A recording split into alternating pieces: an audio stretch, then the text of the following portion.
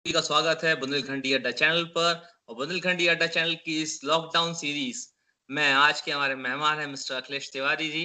ये हमारे सागर बुंदेलखंड से ही बिलोंग करते हैं और आज हमारे साथ अपने लॉकडाउन का अनुभव बांटने के लिए यहाँ पर चैनल पर हमारे साथ हैं।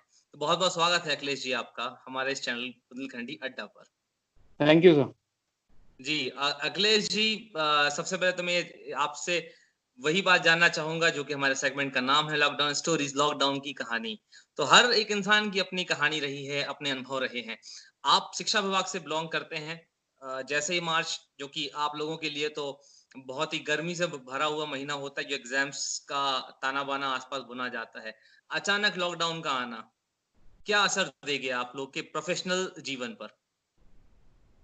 देखिए सर, हम लोग के प्रोफेशनल जीवन पर तो ऐसा कोई बहुत इफेक्ट नहीं पड़ा, क्योंकि हमारे डिपार्टमेंट के लिए लॉकडाउन के टाइम पर जो लोकल जिला प्रशासन है उसके लिए एक बहुत बड़ी जिम्मेदारी दी गई थी कि जितने लोग हैं जिनकी रोजी रोटी डेली चलती थी लेकिन लॉकडाउन के कारण नहीं चल पा रही है, तो उनको अब खाने पीने की दिक्कत होती थी। तो सागर जिले की जो कलेक्टर थी श्रीमती प्रीति प्रीति मैथिल नायक, तो उन्होंने शिक्षा विभाग को ही एक ऐसी व्यवस्था का जिम्मा सौंपा कि जितने भी भूखे लोग हैं या जिनके घर में राशन की दिक्कत हो रही है, तो उसको समाज सेवियों की मदद से उनकी जो पूर्ति कराने का जो लक्ष्य दिया था, और वह कार्य आज भी चल रहा है निरंतर।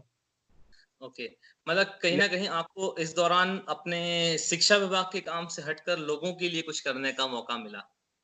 बिल्कुल सर, इस बार जो शिक्षा विभाग का जो रूटीन काम होता है वो तो खैर लॉकडाउन के दौरान बंद हो गया था, जी। लेकिन एक नए तरीके का और एक बहुत रचनात्मक और एक ऐसा बोला जाए कि मानवता के उद्देश्य से, मानवता के हित के लिए एक बहुत अच्छा कार्य एक शिक्षा विभाग को मिला, जो मतलब किसी डिपार्टमेंट की अगर योजना बनाकर ऐसा संभव नहीं था, लेकिन लॉकडाउन के कारण ये एक बहुत अच्छी अपॉर्चुनिटी मिली हम लोग के डिपार्टमेंट के लिए। और जी, सभी लोग ने उसमें जितना जिसको जैसा बन पड़ा उन्होंने सहयोग किया है।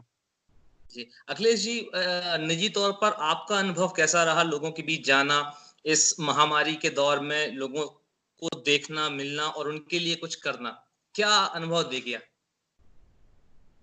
सर देखिए, लॉकडाउन में तो हम सभी को पता है कि लोगों को अपनी रोजी रोटी की समस्या बहुत ज़्यादा हुई। जो डेली डेली वर्कर थे, जो रोज कमाने खाने वाले थे, ऐसे लोगों को बड़ी समस्या का सामना करना पड़ा। सबसे बड़ा संकट उनको अपनी रोजी रोटी का था, घर को चलाने का था। लेकिन जो बहुत से समाज सेवी लोग हैं या फिर कुछ कुछ डिपार्टमेंट्स ने जो योजना अलग जो चली थी जिला प्रशासन की तरफ से, उसमें अपनी तरफ से जिसने जैसा सहयोग दिया, तो उसमें लोगों को बहुत सहायता हुई। और उसी की सहायता से लोगों के मन में एक आस पैदा हुई कि लॉकडाउन अगर भले हो गया, लेकिन कोई ना कोई ऐसा मतलब व्यक्ति था जिसने हम लोग का ख्याल रखा और हम लोग का घर को चलाते रहे। ये लॉकडाउन हम सबके जीवन का पहला अनुभव है, चाहे मेरा हो, चाहे आपका, चाहे समाज में हुए हर एक व्यक्ति का। एक छाप ज़रूर छोड़ गया है ये मानसिक स्तर पर, सामाजिक स्तर पर, हमारे घरेलू जीवन पर भी। तो ये यादों में कैसे रहेगा जीवन भर आपके? कैसे देखते हैं, याद रखना चाहेंगे इसे? पॉज़िटिव रूप में या नेगेटिव रूप में, नकारात्मक छवि या कोई सकारात्मक पहलू भी रहा इसका आपके लिए? सर नकारात्मक तो इसमें कुछ भी नहीं था। बस एक ये था कि कोरोना का जो डर चारों तरफ फैला हुआ था, सबसे बड़ा तो वही डर था। लेकिन जैसे लॉकडाउन जब स्टार्ट हुआ तो कोरोना का लोगों के मन में बहुत डर था। लोगों को हुँ। ये लगता था कि आप घर से बाहर, गेट के बाहर आपने कदम रखा और आपको कोरोना हो जाएगा।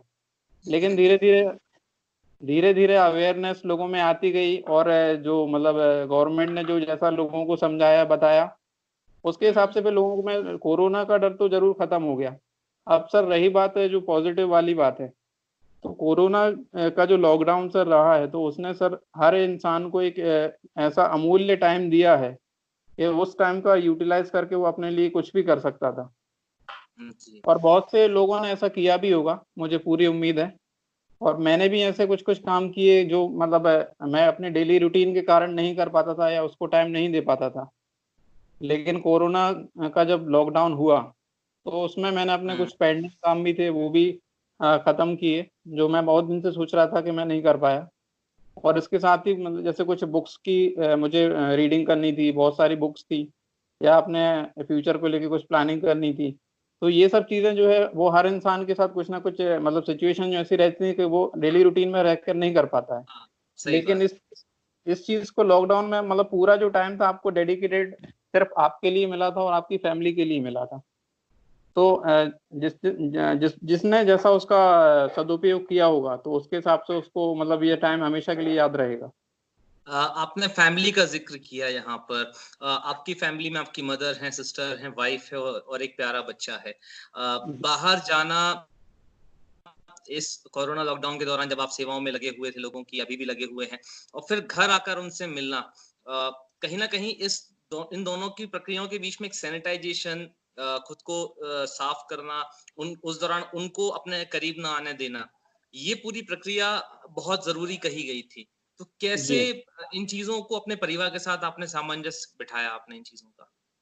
देखिए सर, वैसे तो मैं डेली तो अपने मतलब जो मेरे डिपार्टमेंट को जो काम मिला हुआ था, मैं डेली तो उस काम में शरीक नहीं हुआ, क्योंकि हुँ, मेरे घर में छोटा बच्चा था और उसको मैंने ज़्यादा प्रायोरिटी देकर हुँ, मैं अधिकतर टाइम घर पर ही रहा। लेकिन जब भी मैं बीच-बीच में गया हूँ, हुँ, तो जैसा गवर्नमेंट ने पूरा रूल्स रेगुलेशन बनाए हैं कि सैनिटाइज़ेशन आपको प्रॉपर करना चाहिए और आकर सबसे पहले अपना जो कपड़े हैं बाहर के उनको अलग रखना चाहिए, नहाना चाहिए। ये सब जो पूरे रूल्स रेगुलेशंस बनाए तो मैंने उनको प्रॉपर्ली फ़ॉलो किया और उसके बाद ही फिर अपना फैमिली के साथ जो टाइम है वो स्पेंड किया। हुँ। जस इस पूरी लॉकडाउन पीरियड में हम लोग अपने परिवार के साथ थे। बहुत ही अहम पल हमें बिताने का मौका मिला। क आपने जैसा कहा कि बिज़ी रूटीन के वैसे कई काम थे, कई इच्छाएँ थी जो पूरी नहीं कर पाए। तो कोई ऐसी विशेष इच्छा थी जो शायद पहले नहीं उसको तवज्जो दे पा रहे थे लेकिन लॉकडाउन ने मौका दे दिया उसके संग रूबरू होकर उस पल को जीने का? अगर आप शेयर करना चाहें हमारे दर्शकों के साथ तो? सर जैसे मेरे पास बहुत सारी बुक्स हैं, जी। मतलब जो मोटिवेशनल बुक्स मैंने कभी लेके रखी थी कि इसको कभी टाइम मिलेगा तो फिर इनको पढ़ेंगे। हुँ, लेकिन वो टाइम ऐसे कभी नहीं मिल पाता आपके रूटीन को लेकर। और ना इन सब चीज़ों पे फिर ध्यान जा पाता है, क्योंकि आप दिन भर का जो आपका रूटीन रहता है फिर उसके बाद आप थके हारे अगर घर पर आते हैं तो मतलब एक आम आम इंसान के लिए ये नॉर्मल सी बात है कि अगर आपका बहुत ज़्यादा अगर किसी चीज़ को बहुत ही ज़्यादा डेडिकेशन नहीं है तो आप उस चीज़ हुँ। को जनरली टाइम नहीं दे पाते हैं। लापरवाहियों में कि कल कर लेंगे, लापरवाही जिसको लेकिन बोल वो कल सकते हैं कभी अपन, नहीं आ पाता। सही कह रहे हैं वो ही आप। सर, कि कल करेंगे, आज करेंगे, शाम को करेंगे, अब देखेंगे बाद में मतलब कर लेंगे जब टाइम मिलेगा। लेकिन सर ये टाइम कभी नहीं मिल पाता। लेकिन जो लॉकडाउन का सर ये टाइम है, ये भी मैं आपको गारंटी से कह सकता हूँ कि ये आपका टाइम कभी अब ऐसा लौट के नहीं आएगा सर। ना ही आए तो अच्छी बात है जीवन में वैसे। नहीं सर, लेकिन पॉज़िटिविटी के साथ अगर देखा जाए तो आपको लाइफ़ में ऐसा टाइम अब कभी नहीं मिलेगा कि आपको 2 महीने घर पर बैठकर आपकी अपनी जो हॉबी है, या आपको करियर से लेके जो भी आपको प्लानिंग करनी है, everything you can never get back this time in lifetime again। बिल्कुल। क्योंकि अखिलेश जी जी, जी, जी, बिल्कुल। क्योंकि सर ये जो टाइम है सर, इसमें ऐसा था कि सर आप अगर घर पे बैठे हैं, अगर आप नॉर्मल जो पहले से मतलब बिफोर कोरोना अगर आप हुँ, सोचें कि मैं 2 महीने घर पर बैठ के अपना कोई रूटीन मतलब किसी हॉबी को कंप्लीट कर लूँ या कोई आपकी प्लानिंग है, तो उसको आप कंप्लीट कर लें घर पर बैठे-बैठे। तो सर ये हुँ, पॉसिबल नहीं है, क्योंकि आपको पता रहता है कि मैं इतना घर पे रुक नहीं पाऊँगा और आपको हुँ। ये कि एक ये टेंशन रहती है कि दुनिया तो आगे जा रही है, मैं घर पे बैठ के कर क्या रहा हूँ? सही बात है। तो इस समय तो पूरी जब दुनिया रुकी गई थी। इस पूरी समय तो दुनिया दुनिया भी रुकी है, रुकी। पूरा पूरा आपका मतलब हर चीज़ रुकी हुई है। तो ये हुँ। समय एक टाइप से समय रुक गया है आपके लिए, तो आप इस समय का सदुपयोग अगर कर दें, तो बहुत अच्छी बात है, वरना जी। टाइम तो फिर कट ही रहा है सभी का। सही कहा आपने टाइम के कटने में और टाइम को जीने में बहुत अंतर होता है। अ, जी। टाइम तो कट जाता है लेकिन अगर उसको जी लिया जाए तो वो ज़िंदगी भर हमारे साथ हमारी यादों में रह जाता है। हुँ। किताबों को पढ़ना एक बहुत ही अच्छी आदत है जो इस लॉकडाउन के दौरान आपने अपनाई। कोई ऐसी किताब जो आपने पढ़ी हो और आप चाहें कि आपके माध्यम से हमारे चैनल के माध्यम से लोग उसे सुने और भविष्य में कभी पढ़ने का मौका मिले तो पढ़ें और उनकी ज़िंदगी पर उसका असर आए तो ज़रूर वो उस किताब का नाम ज़रूर बताएँ? सर ये लॉकडाउन में मैंने एक सबसे जो मेन बुक पढ़ी है, एक नॉवल है, 12th fail. 12th fail okay. ये बुक मैंने सर कल आपको शेयर भी की थी। जी, तो सर बिल्कुल। ये एक नॉवल है, एक एक एक लड़का रहता है जो 12th में फेल हो जाता है अपने पास मतलब ड्यूरिंग 12th, मतलब 11th-12th क्लास में भी वो मतलब बहुत मुश्किल से पास हो पाते हैं हाँ, हाँ। और आगे चल के वो आईपीएस बनते हैं। ओह! तो उनका जो पूरा स्ट्रगल की स्टोरी है सर, मतलब स्टार्टिंग से लेके एंड तक, ये उस नॉवल में एक-एक बहुत अच्छे तरीके से बताया और मेरे हिसाब से ये मतलब यूपीएससी, पीएससी जो एस्पिरेंट्स होते हैं हुँ, और मतलब एक हर व्यक्ति के लिए एक ये बुक बहुत ज़्यादा इंस्पिरेशनल है कि आप कैसे स्ट्रगल करके अगर आपके अंदर वो मतलब करने की इच्छा है, तो फिर आप कुछ भी कर सकते हैं।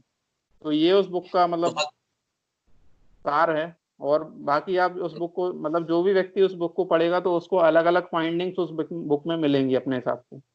जी। तो मैं बहुत ये सही कहा आपने कि 12th फेल अगर एक एक किताब जो किसी 12वीं फेल या 11th या 12th में जो बच्चा अच्छा ना रहा, उसके सपनों की कहानी भविष्य आईपीएस को गढ़ सकती है, तो कहीं न कहीं हर व्यक्ति अपने जीवन में स्ट्रगल के थ्रू बहुत कुछ अचीव कर सकता है।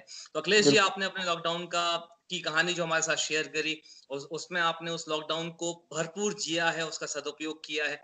कुछ ऐसे पल अपनी यादों में गढ़ लिए हैं, जो आने वाले भविष्य में एक सुखद याद बनकर आपके जीवन में हमेशा आपके साथ हाँ सर, रहेगी। फैमिली टाइम मैंने सबसे ज़्यादा अपने एन्जॉय किया कि मेरे बच्चे को मतलब जो मैंने अपना पूरा टाइम जो अपना 100% मैं दे सकता था, हुँ, 24 मतलब 24 घंटे और पूरे 2 महीने में उसके साथ में रहा। मतलब जब भी थोड़ा बहुत जब मैं बाहर गया उसको छोड़कर, जी, ऑल टाइम मैं उसी के साथ रहा और मैं मतलब अब ये वक़्त कभी लौट के नहीं आ सकता ना। बिल्कुल। तो वो मैंने सबसे ज़्यादा उस टाइम का सर हमेशा के लिए मतलब उसके अपने यादगार उन लम्हों में कैद कर लिया सर। ओके, तो अखिलेश जी बहुत-बहुत धन्यवाद अपनी लॉकडाउन की कहानी हमारे साथ शेयर करने के लिए और आशा करता हूँ जो भी लोग इस वीडियो को हमारे चैनल के माध्यम से सुनेंगे वो जानेंगे कि एक समय कितना भी कठिन था, आस-पास कितनी भी नेगेटिविटी थी लेकिन अखिलेश तिवारी जी जैसे लोगों ने उसमें भी पॉजिटिविटी को ढूँढा, अपने परिवार के साथ टाइम निकाला, अपने शौक को पूरा किया, अच्छी किताबों का साथ पाया और इस टफ टाइम, नेगेटिविटी से भरे टाइम को भी खुशियों, पॉजिटिविटी और खूबसूरती से के साथ व्यतीत किया, अच्छी यादें संजोई। इसी आशा के साथ बुंदेलखंडी अड्डा प्रार्थना करता है ईश्वर से कि आप अखिलेश जी सुरक्षित होंगे, आपका परिवार सुरक्षित होगा, आप आस-पास के लोगों को भी सुरक्षा प्रदान कर रहे होंगे। शिक्षा जी, विभाग जो काम करता है, हमेशा काबिल-ए-तारीफ़ होता है। आज भी जो काम कर रहा है, वो भी नमन करने योग्य है। आप जैसे कोरोना वॉरियर्स को हमारा सलाम।